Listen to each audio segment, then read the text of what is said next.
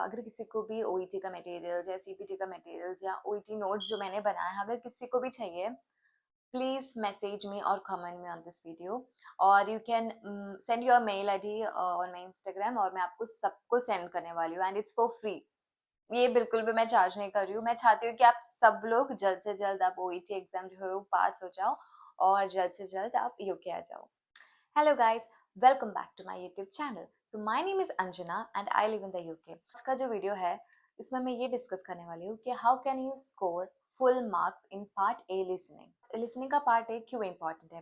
क्योंकि part A ही है जो आपको बचा सकते हैं फेल नहीं होने के लिए, बिकॉज पार्ट ए में आप इजीली स्कोर कर सकते हैं, आप फुल मार्क्स भी आप लेके आ सकते हैं।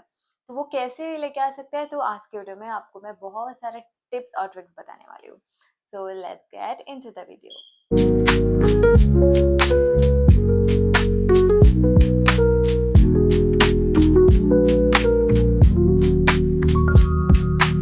तो मुझे बहुत सारे मैसेजेस आते हैं कि मैम मुझे लिसनिंग का जो एक्सेंट है वो समझ में नहीं आता, उन लोग क्या बोल रहे हैं मुझे बिल्कुल समझ में नहीं आता है, तो मैं हर बार मुझे अच्छा स्कोर नहीं मिलता है। गाइस, आपको ये समझना होगा कि लिसनिंग जो है वो एक स्किल है, so that skill you need to develop. वो कैसे डेवलप होगा? अगर आप बहुत सारा मतलब रोज आपको मेडिकल रिलेटेड पॉडकास्ट जो है वो सुनना होगा, या फिर आपको इंग्लिश मूवीज देखना स्टार्ट करो। ये एक दिन में नहीं होगा, ये 1 या 2 दिन में ये जो स्किल है वो डेवलप नहीं होगा, इसके लिए थोड़ा सा टाइम लगेगा। तो पहले तो आप खुद को थोड़ा सा टाइम दीजिए, और आप ना बहुत सारे इंग्लिश मूवीज या मेडिकल रिलेटेड पॉडकास्ट जो है वो रोज रोज रोज सुनना स्टार्ट करना होगा। सिर्फ एक ही एक्सेंट नहीं, डिफरेंट डिफरेंट एक्सेंट। अगर आज आपने ब्रिटिश एक्सेंट सुन लिया तो नेक्स्ट डे आपको अमेरिकन एक्सेंट, और थर्ड डे ऑस्ट्रेलियन एक्सेंट, ऐसे आपको डिफरेंट डिफरेंट एक्सेंट सुनना होगा हर दिन। तो अभी मैं आपको ये बताने वाली हूँ कि आपको कैसे पता चलेगा कि आपको जो लिसनिंग स्किल है वो ऑलरेडी डेवलप हो चुका है। तो उसके लिए आपको रोज एक पेपर पेन लेना होगा, और जो मॉड्यूल है लिसनिंग पार्ट ए का जो मॉड्यूल है वो आपको ऑन करके आपको वो लिखना है। तो जैसे जैसे वो बोलते जा रहे हैं, हर एक चीज जो है स्टार्टिंग से सब कुछ आपको लिखते जाना है।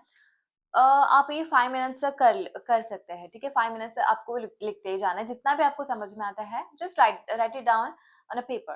तो आप एट लास्ट आपको वो चेक करना होगा। तो जैसे जैसे आप प्रैक्टिस करते जाओगे, एक टाइम आएगा कि आपको खुद से ही वो सेटिस्फैक्शन मिलेगा कि हाँ, एटलीस्ट 70 to 80% जो है वो राइट है। इसका मतलब कि आपने वो थोड़ा थोड़ा करके वो जो स्किल है, एक्सेंट जो है, उससे आप फेमराइज हो गए हैं ऑलरेडी। अगर पार्ट ए में अगर आपको 23 या 22 एटलीस्ट अगर मार्क्स मिल गया, तो समझ लो कि आप थोड़ा बहुत सेफ हो। आपका मतलब ओईटी लिसनिंग जो है वो पास होना थोड़ा सा इजी हो गया है। लेकिन हाँ, वो पार्ट बी में भी डिपेंड करता है, पार्ट सी में भी डिपेंड करता है, बट अगर पार्ट ए में अगर इतना आपने स्कोर कर लिया ना, तो आपका जो प्रेशर है वो थोड़ा कम हो जाएगा। तो बच्चे ये अक्सर गलती करते हैं कि जैसे ही आपके पास वो मॉडल पेपर आ जाता है, तो से ही बोलने लगता है कि in this part of the test you will hear 2 different extract, a health professional is talking to a patient. देखो, आपको जरा सा भी इसमें ध्यान देने का जरूरत नहीं है। क्यों? क्योंकि हर एक लिसनिंग मॉड्यूल में ये कॉमन है, तो आपको वो देख के बैठने का कोई जरूरत नहीं है। जैसे उन लोग जो है स्टार्ट करेंगे, आपको जो फिल इन द ब्लैंक्स है, जो क्वेश्चंस है उस पे ध्यान देना है, फटाफट फटाफट आपको रीड करते जाना है, ठीक है? तो वो जो 10-15 सेकंड्स जो है वो आप बचा सकते हैं। तो जैसे जैसे आप क्वेश्चंस रीड करोगे, तो आपने तो इतने सारे प्रैक्टिस किया अब तक, तो आपको आइडिया आना ही चाहिए कि क्या हो सकता है। तो पहले तो आपको प्रेडिक्ट करना होगा कि क्या आंसर हो सकता है, वो आपको मैं बाद में बताऊंगी क्यों, कैसे प्रेडिक्ट करना है, ठीक है? और दूसरा जो मेन पॉइंट्स है उसमें आपको अंडरलाइन भी करना है। और ये जो मॉड्यूल है, हर एक मॉड्यूल में 90% of the answers are from the patient, और सिर्फ 10% ही है जो डॉक्टर दे सकते हैं। तो आपको पेशेंट जो बोल रहे हैं उसमें अच्छे से आपको ध्यान रखना है। तो ज्यादातर लोग जो है वो इसलिए मार्क्स उन्हें नहीं मिलता बिकॉज उन लोग स्पेलिंग मिस्टेक करते हैं अक्सर। तो you need to be very very very careful about it. तो अगर आपका लिसनिंग स्किल्स अच्छा है, सब कुछ आपको आ रहा है, आपको क्या है वो आपको समझ में आ रहा है, आप लिख भी रहे हो, लेकिन अगर आपका स्पेलिंग मिस्टेक अगर है तो क्या ही फायदा, क्योंकि वो तो मार्क्स नहीं देंगे उसका। तो जैसे मैंने आपको बोला कि जैसे ही वो पार्ट ए का जो इंट्रोडक्शन बोलना स्टार्ट करेंगे, आपको बिल्कुल भी इस पे ध्यान नहीं देना है। आपको सीधा क्या करना है, आपको सीधा क्वेश्चंस रीड करना स्टार्ट करना है in order to save time. तो जैसे ही आपको 30 सेकंड्स का टाइम दिया जाएगा रीड करने के लिए, तो अब तभी आपको क्या करना होगा कि आपको फटाफट जल्दी जल्दी आपको रीड करते जाना है। At the same time you need to predict the answers. For example, has had dash over long time, क्या हो सकता है, हार्ट बर्न या ऐसा कुछ। और reports of frequent things dash sensation, it could be tingling, not sure, लेकिन आप लिखो मत वहाँ पे, फिर क्या होगा कि आपको लास्ट में वो कन्फ्यूजन हो जाएगा। तो आपको जल्दी से वो प्रिडिक्ट करना है कि क्या हो सकता है। और जैसे आपका एक 5th लाइन में देखिए, pre existing skin condition aggravated, आपको ये रीड करने का कोई ज़रूरत नहीं है, उसमें आपका टाइम वेस्ट हो जाएगा। तो जहाँ पे भी आपको ब्लैंक्स दिख रहा है वही आपको रीड करना है और प्रिडिक्ट करते जाना है। और मैंने कैसे किया मेरे एग्ज़ाम में, तो मैंने क्या किया, जब मेरे को 30 सेकंड्स दिया गया था तो मैंने फटाफट, मैंने जल्दी से जल्दी मैंने ऊपर ऊपर से सब रीड किया, ठीक है, एकदम स्पीड में। फिर मेरे को और मेरा 15 सेकंड्स बचा था, तो मैंने स्टार्टिंग से अच्छे से रीड किया। क्यों? देखो, अगर आप एकदम आराम से रीड करते जाओगे तो आपको पता भी नहीं चलेगा कि 30 सेकंड्स कब ख़त्म हो जाए। तो ये गलती बिल्कुल मत करना। आप फटाफट जल्दी से 15 सेकंड्स लेके एकदम ऊपर ऊपर ऊपर से रीड करते एकदम लास्ट तक आपको कंप्लीट करना ही है। It's very important. आपको अफोर्ड ही नहीं कर सकते कि आप आधा रीड कर लिया और आधा आपने रीड ही नहीं किया। इससे क्या होगा कि आप पहले बात आप पैनिक हो जाओगे, सेकेंड जैसे आप रीड करोगे आपको कॉन्फिडेंस ही नहीं है कि आप लास्ट में क्या है आपको पता ही नहीं है, तो आपका वो जो कॉन्फिडेंस लेवल जो है वो कम हो जाएगा। So it's very very important कि आप 15 सेकेंड्स लो और फटाफट एकदम ऊपर से एकदम लास्ट तक आप रीड करो, और जो बाकी का जो 15 सेकेंड्स है वो लेके आप वापस सेकेंड टाइम आप रीड करते जाओ। तो ये जो टेक्निक है वो मैंने अपनाया था और वो काम कर लिया था। तो आप ये टेक्निक ट्राई कर सकते हैं। या फिर दूसरा ऑप्शन है कि आप आराम से 30 सेकेंड्स लो और आप जितना हो सके अच्छे से उसको रीड करो, लेकिन you need to make sure कि आप जितने भी क्वेश्चंस है आपको कंप्लीट करना है रीड करते इन 30 सेकेंड्स। चलो अभी ये देखते हैं, claims to be consuming sufficient dash. तो इसमें हो सकता है कि सफिशेंट फाइबर, प्रोटीन या कुछ भी हो सकता है। एक प्रेडिक्शन है, ये मुझे भी नहीं पता क्योंकि मैंने भी इसका देखा नहीं है वीडियो। और नेक्स्ट जो है क्लेम्स टू कीप हाइड्रेटेड, तो ये तो हमें रीड करना ही नहीं है। Has experimented with excluding dash from diet, तो मे भी हो सकता है कि फाइबर, प्रोटीन, कार्ब्स जो भी है। और ऐसे अंडरगोन, जैसे आप अंडरगोन आएगा तो वो मे बी वो एक प्रोसीजर हो सकता है, स्पेसिफिक सर्जरी, तो आपको वो ध्यान देना है, ठीक है।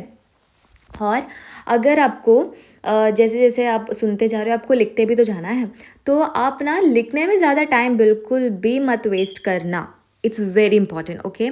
जैसे कि एक आ गया मायोकार्डियल इन्फेक्शन, तो आप अगर गलती से भी अगर वो पूरा स्पेलिंग के साथ अच्छे से अगर आप लिखने जाओगे तो समझ ही जाओ कि आपका जो बाकी का है वो आप छूटने वाला है। तो जैसे मायोकार्डियल इन्फेक्शन आप MI लिख सकते हैं और लास्ट में आपके पास टाइम रहेगा तो आप उसको ऑब्वियसली टाइम तो रहेगा ही लास्ट में, तो आप उसको इरेज करके आप लिख सकते हैं without making any spelling mistakes. तो आपको ये ध्यान रखना है कि आप कुछ भी लिखो आपको स्पेलिंग मिस्टेक उसमें नहीं होना है। चलो अभी इसमें देखते हैं। इसमें लिखा है कि वर्क्स एज एन डैश, तो अभी ये तो आराम से आप गैस कर ही सकते हैं। अभी एन आ गया तो obviously works as an teacher, works as an doctor तो नहीं आने वाला है, तो ये हो सकता है maybe works as an accountant, तो वो वैसा हो सकता है। तो वो भी आपको अच्छे से ध्यान देना है, ठीक है। और इसमें कंफ्यूज करने के लिए ना उन लोग बोल सकते हैं कि oh I use to work as a teacher but now I work as an accountant, तो ये भी ध्यान देना है। तो कोई कोई बच्चे जैसे ही वो टीचर या जो भी पहला प्रोफेशन होता है वो लिखते हैं, लेकिन आपको पूरा सेंटेंस सुनना है। आपको मेक श्योर करना है कि वो करेंटली वो क्या कर रहे हैं, तो वो प्रोफेशन आपको इसमें लिखना है। और दूसरा और नेक्स्ट जो है ना, वो आपको बिल्कुल भी पैनिक नहीं होना। अगर आपका एक दो छूट गया ना, तो आपको वो सोच के बैठना नहीं है, आपको आगे बढ़ना है। आपको बिल्कुल भी स्टक नहीं होना है कि अरे मेरा एक छूट गया, तो नहीं, वो एक दो छूटने से आपका जो मार्क्स है वो इफेक्ट नहीं होने वाला है। वो पार्ट बी भी तो है, पार्ट सी भी है, आप उसमें स्कोर कर सकते हैं, लेकिन वो सोच के बिल्कुल भी आपको स्टक नहीं होना है और आपको आगे बढ़ना है। और कॉन्फिडेंस बिल्कुल भी लूज़ मत करना वो टाइम पे। तो मैंने क्या किया ना, तो मैंने तो ये ऑलरेडी मैंने सोच लिया था कि मेरा एक या दो तो मेरा छूटने ही वाला है, एक या दो तो मैं कंफ्यूज होगी या कुछ ना कुछ तो होगा, तो ये मैं पहले ही सोच के गई थी।